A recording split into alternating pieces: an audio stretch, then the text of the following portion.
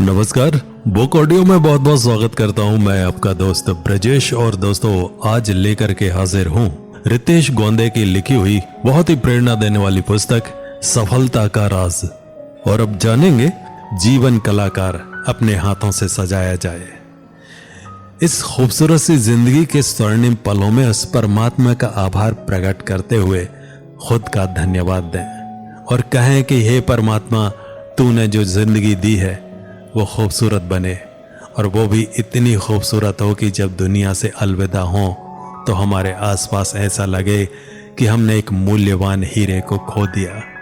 हम अपने भाग्य का निर्माता स्वयं बने, जिससे कि अपनी क्षमता के अनुसार कलाकारिता विकसित कर अपना भविष्य संवार सकते हैं। कलाकारिता के अनेकों पक्ष हैं, पर सबकी व्याख्या एक ही है कि अनगढ़ को सुघड़ में परिवर्तित करते हैं। कुम्हार बेकार मिट्टी को खिलौने में बदल देता है। शिक्षक बच्चों को एक तरह से बंद हुए चक्षुओं को खोलने का प्रयास करता है। हमको अज्ञान के अंधेरे से ज्ञान के प्रकाश की ओर ले जाता है। किसी राष्ट्र का भविष्य क्या होगा वो भी एक शिक्षक ही निर्धारित करता है, क्योंकि शिक्षक ही हमें भविष्य निर्धारित करने में बहुत बड़ा योगदान देता है। शिक्षक एक सफल भविष्य की कुंजी होता है। वो हमें अपने नैतिक मूल्य, दायित्व, कर्तव्य आदि को सिखाता है। इसलिए हमारे जीवन में एक अच्छे शिक्षक का होना जरूरी होता है। उसी तरह स्वर्णकार धातु खंडों से तरह तरह के सुहावने बनाता है। लोहे को गलाने वाले उसे तरह तरह की मशीनें तैयार करते हैं और न जाने किस रूप में बदल देता है, जिसको हम समझ ही नहीं पाते। मूर्तिकार पत्थर के छोटे टुकड़े को अच्छी मूर्तियां बना देते हैं। मनुष्य के हाथ में सबसे बहुमूल्य धातु है जीवन। इसे हीरे से भी अधिक मूल्यवान माना जा सकता है। हीरा वस्तुतः पका हुआ कोयला है। वो उसी खदान में पड़ा रहे तो वो कानी कौड़ी के बराबर कीमत नहीं, पर यदि वो जौहरी के हाथ पहुंचे, उसे तराश कर ऐसा चमकदार नगीना बनाता है जिसे देखकर लोगों को पुलकित और मनमोहक लगे। सुयोग्य माली के हाथों बनाया हुआ उद्यान कितना मनमोहक लगता है, इसे आप और हम सभी जानते हैं। हमारा जीवन निरर्थक भी है और सार्थक भी। जो जैसा चाहे खुद को बना सकता है।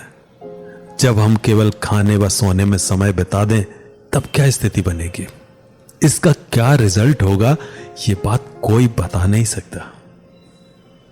जीने योग्य जीवन जिया जाए। धिक्कार है उस जीवन पर जो सर्वशक्तिमान होने के बावजूद भी अपने लक्ष्य को हासिल नहीं कर पा रहा है। परमात्मा के सबसे प्रिय पुत्र होकर भी जो दुनिया की काया पलट सकता है, जिसके अंदर सोचने के लिए मन, मस्तिष्क तथा मन चाहे जो कार्य करने के लिए, आखिर क्या कारण है कि हम सुख सुविधा के पूर्ण रहने पर भी कुछ नहीं कर पाते। इस संबंध में किसी ने खूब लिखा है कि परमात्मा हमको गरीब घर में इसलिए पैदा करता है कि वो खुद के पसीने से इतिहास रच दे, और अमीरों के घर इसलिए पैदा करता है कि वो आराम की कमाई से जी सके। इतिहास में आज तक जितने भी महान बने वे सब गरीब घर में पैदा हुए लोग हैं, और किसी न किसी रूप से कमजोर परिवार के लोग ही हैं जो अपने संकल्प शक्ति के कारण उन्होंने इतिहास रच दिया और लोगों के लिए प्रेरणा बनकर उभरे। धिक्कार है उस मनुष्य पर भी जो अपने को अहंकारवश खुद को बड़प्पन समझता है, सर्वशक्तिमान समझता है, जो खुद खजूर की तरह बढ़ते हैं पर उनकी छाया में एक भी प्राणी आश्रय नहीं पा सकता। सर्प की तरह धन के खजाने पर बैठकर चौकीदारी करने वाले लालची किस प्रकार सराहनीय कहे जा सकते हैं। जिनका जीवन तुच्छ स्वार्थों को पूरा करने की उधेड़बुन में निकल गया, वे कितने अभागे हैं। सुर दुर्लभ देह रूपी बहुमूल्य रत्न इन दुर्बुद्धियों ने कांच और कंकड़ के टुकड़ों के बदले बेच दिया। किस मुख से कहेंगे कि हमने जीवन का सद्व्यय किया। इन कुबुद्धियों को तो अंत में पश्चाताप ही प्राप्त होगा। एक दिन उन्हें अपनी भूल प्रतीत होगी। उस समय अवसर हाथ से चला गया होगा और सिर धुन धुन कर पछताने के अतिरिक्त और कुछ हाथ न लगेगा। मनुष्यों, जियो और जीने योग्य जीवन जियो। विश्व में अपने पद चिन्ह छोड़ जाओ। जिन्हें देखकर आगामी संतति अपना मार्ग ढूंढ सके। आपका जीवन सत्य से, प्रेम से, न्याय से भरा हुआ होना चाहिए। दया, सहानुभूति, आत्मनिष्ठा, संयम, दृढ़ता, उदारता आपके जीवन के अंग होने चाहिए। हमारा जीवन महानता के अनुरूप ही होना चाहिए। बुरे दिनों में सबसे बड़ा सहायक हमारा मानसिक संतुलन। हमारे जीवन में कभी कभी ऐसा अवसर आता है जिस समय सुख सुविधा का अभाव रहता है। संसार में ऐसा कोई भी इंसान नहीं है जिस पर सदा अच्छे दिन ही आए हों। जीवन में मृत्यु के अलावा भी बीमारी, चोरी, मुकदमा आदि की समस्याएं आए दिन खड़ी हो जाती हैं, जिसके कारण जीवन की चलती गाड़ी भी रुक जाती है। बीमारी हो जाए तो घर के लोगों को तीमारदारी के लिए भागदौड़ करनी पड़ती है। इसमें कभी कभी धन भी अत्यधिक खर्च हो जाता है, कभी कभी जान जाने का डर भी बना रहता है। इससे कभी कभी आर्थिक हानि हो जाती है, चोरी हो जाती है, ठगी या बेईमानी से कोई हमारा धन दबा लेता है। यह भी कम कष्टदायक नहीं है। जिनके पास काम चलाऊ पैसा है वो इन हानियों को आसानी से सह लेते हैं, लेकिन जिनके पास काम चलाऊ था, यदि वो भी चला गया तो अत्यधिक कष्टकारक जान पड़ती है। मुकदमेबाजी भी एक तरह की बीमारी है जिसमें चिंता, भागदौड़ तथा आए दिन धन खर्च करने जैसी कठिनाइयां सिर पर मंडराती रहती हैं। ऐसे में कमजोर मन वाले लोगों में मानसिक तनाव काफी ज्यादा बढ़ता है, जिसमें ब्लड प्रेशर हाई लेवल में आता है। इससे व्यक्ति की शारीरिक क्षमता का विकास धीरे धीरे घट जाता है, जिससे शरीर कमजोर होने लगता है। ऐसे में कभी कभी व्यक्ति को लकवा, मिर्गी जैसी गंभीर बीमारियां होने का डर बना रहता है।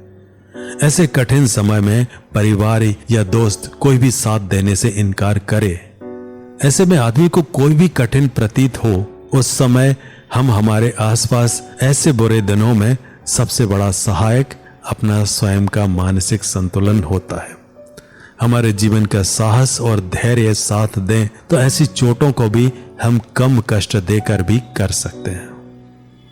जीवन में कई अवसरों पर विकट परिस्थितियां आती हैं। उनका आघात असह्य होने के कारण मनुष्य व्याकुल हो जाता है और अपनी विवशता पर रोता चिल्लाता है। प्रिय और अप्रिय घटनाएं तो आती हैं और आती ही रहेंगी।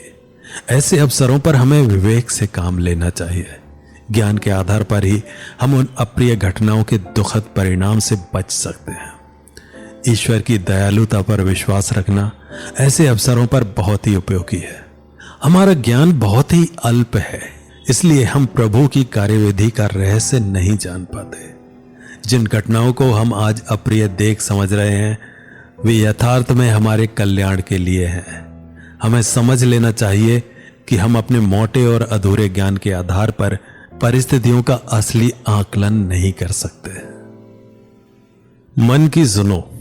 आप जिस बात को उचित समझते हैं, जो आपकी अंतरात्मा पुकार पुकार कर कहती है, उसे ही सत्य समझिए। आपकी शुभ प्रवृत्तियां शांत समय में जिस ओर चलती हैं, उसी को सद्मार्ग समझिए। व्यर्थ चिंतन से बचकर उसी ओर चलिए। सद्मार्ग पर चलकर ही मन को शांत किया जा सकता है। हो सकता है कि प्रारंभ में मन उधर एकाग्र न हो, पर आत्मा प्रबल तत्व है, अतः धीरे धीरे वो स्वयं उसमें तन्मय होने लगेगी। हम जिस किसी लक्ष्य को टारगेट बनाकर करते हैं और उसे कार्य में परिवर्तित कर आगे बढ़ने की कोशिश करते हैं, तब उतना हमें संतुष्टि मिलती है जितना कि भूख लगने पर भोजन से शरीर तृप्त होता है। इसलिए अच्छे मन से अच्छे कार्य करने के लिए कोशिश करनी चाहिए। अक्सर हम लोग कभी कभी अपनी अंतरात्मा की पुकार को अनदेखा करते हैं और दूसरों के बहकावे में आकर ऐसी परिस्थितियों में जा फंसते हैं कि वहां से निकलना बेहद कठिन महसूस होने लगता है। मनुष्य को दिन प्रतिदिन किसी भी कार्य को करने से पहले जरूर आभास होता है कि यह कार्य शायद मेरे लिए ठीक नहीं है, परंतु लोभ, मोह व लालच के वशीभूत होकर जलते हुए तेल में गिरते कीट की भांति उसमें फंसता चला जाता है। जब कोई आदमी किसी बच्चे के सामने किसी जीव की हत्या करता है, तब मारने वाले को तो उतना दुख नहीं होता जितना बच्चे को होता है। वैसे ही किसी भी जीव को मारने से दुख होता है, परंतु धीरे धीरे आदत पड़ जाती है। जिससे कि वो नासमझी का कार्य करने लगता है, पर उसकी आत्मा उसे कभी स्वीकार नहीं करती।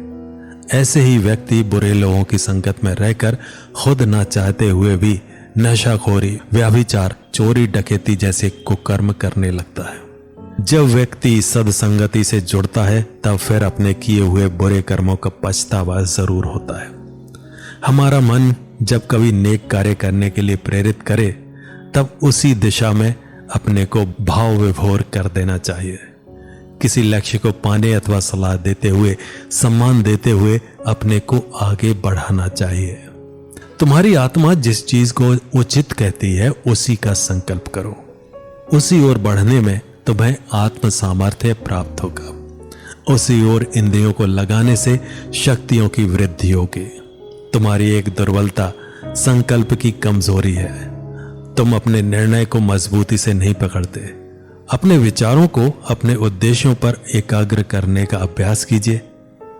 सावधान, सत्य का मार्ग मत छोड़ना, चाहे मन कितना ही क्यों ना छटपटाए। और अगले अंक में नित्य प्रति कुछ नया सीखें। तो मिलते हैं अगले अंक में।